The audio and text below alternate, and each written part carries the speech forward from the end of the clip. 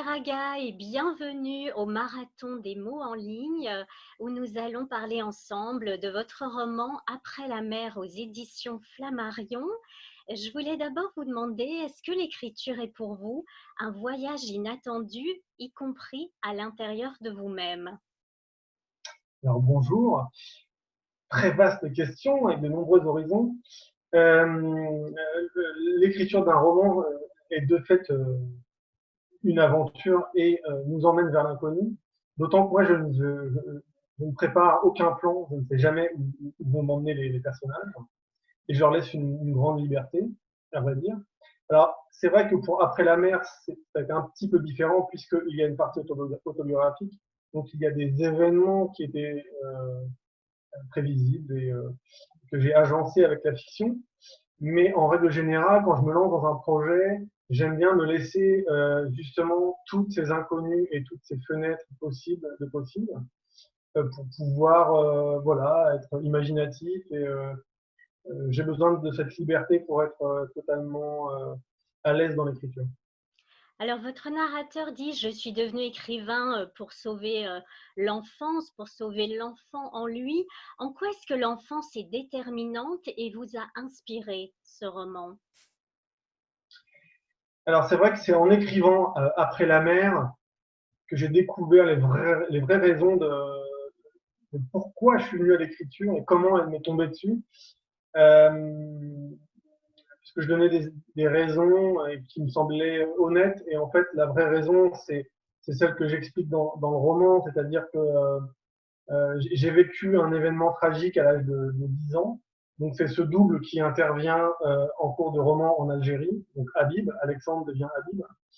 Et c'est cet enfant, donc prénommé Habib, qui est resté figé dans le passé et, et, et j'ai eu besoin pardon, de l'écriture pour aller le rechercher. Ça n'a pas été sans douleur, mais voilà, les souvenirs étaient restés intacts chez lui, les sensations, les odeurs. Et je crois aussi que l'écriture m'est venue d'un besoin de me créer une généalogie. J'ai vécu dans une famille assez nocive, euh, voilà, qui aimait bien tricoter des trahisons et des mensonges. Et moi, j'ai voulu me défaire de ça assez rapidement, assez jeune. Je ne trouvais pas mon compte dans la famille, donc j'ai dû me créer des histoires. Et puis, mais je n'écrivais pas encore. Tout se passait dans ma tête. C'était des prémices, des prémices de personnages. Et puis, quand j'ai commencé à écrire, voilà, les histoires sont arrivées assez facilement. Mais l'enfance, j'ai été un peu privé de mon enfance. Il y a quelqu'un qui a parlé de mon livre il y a pas très longtemps et qui a dit on a confisqué mon prénom, voilà, on m'a confisqué mon identité.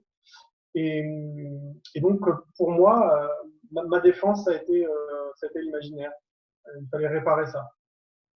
Alors, votre protagoniste, il est le sixième d'une fratrie recomposée. Il dit d'ailleurs qu'il est otage de son nom, puisque, comme vous le disiez, il s'appelle à la fois Habib et Alexandre. Pourquoi est-ce que le voyage en Algérie avec son père taiseux va lui permettre de renouer avec toutes les parts de son identité? Alors, c'est vrai que donc, ce voyage est inattendu avec un père taiseux. Et donc, pour Alexandre, c'est une chance incroyable puisque c'est l'occasion pour lui d'en savoir plus sur ce père. Enfin, ça, c'est ce qu'il croit. En tout cas, ce voyage, il va le faire seul avec son père. Donc, c'est un privilège puisque ce père est absent pour tout le monde. Et là, il lui accorde une faveur qui est ce voyage dans son pays d'origine. Donc Habib, effectivement, va découvrir qu'il a, enfin Alexandre, pardon pour le lapsus, va découvrir qu'il a une autre identité. Donc Habib, il va découvrir qu'il est d'origine algérienne, donc il a une langue, une culture qui arrive aussi par la suite, de façon assez maladroite de la part du père. Et en fait, Alexandre est prêt à accepter tout ça, une espèce de double culture qui vient à marche forcée, parce que sa vraie quête à lui, c'est de savoir quelle place de fils il a dans le cœur de son père. Et déjà, est-ce qu'il est un fils? Est-ce qu'il réellement il est un fils ou est-ce qu'il est juste un enfant parmi d'autres? Et ça, sa vraie quête, c'est celle-ci, et elle passe par l'acceptation d'un autre prénom, d'une autre culture, d'un autre pays. Donc quand Alexandre arrive en Algérie, Il a été rebaptisé Habib, donc le bien-aimé. Euh, c'est un petit paradoxe dans cette famille où on lui montre peu d'amour. Et il va découvrir cette famille algérienne et ses mœurs, et voilà, une nouvelle langue. Il va prendre une place assez importante. On va l'accueillir comme un petit prince. Et pour une fois, il va exister en tant qu'enfant. Mais la quête auprès du père reste intacte.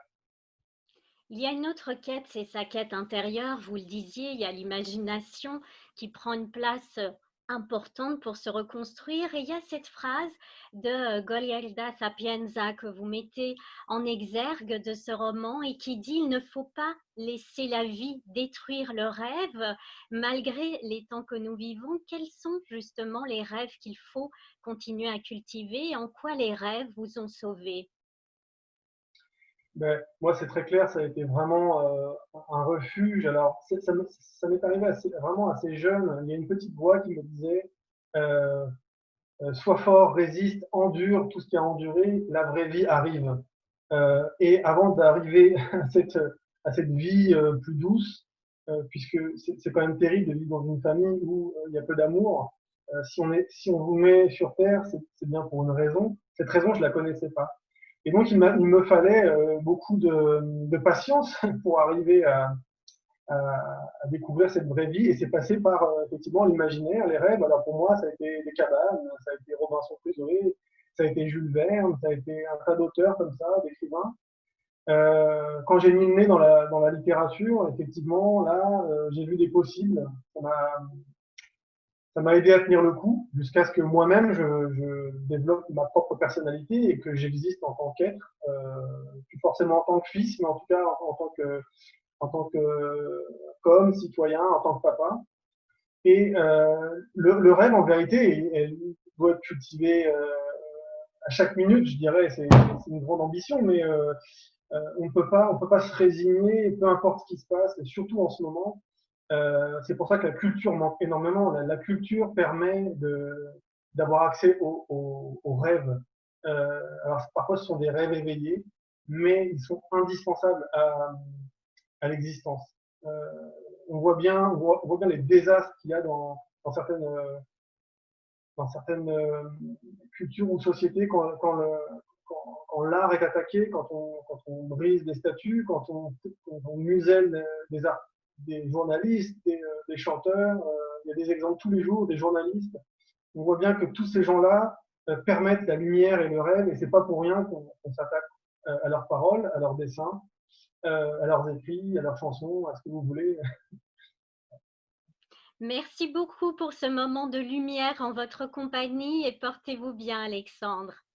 Merci beaucoup, bonne lecture. Merci, au revoir. Au revoir.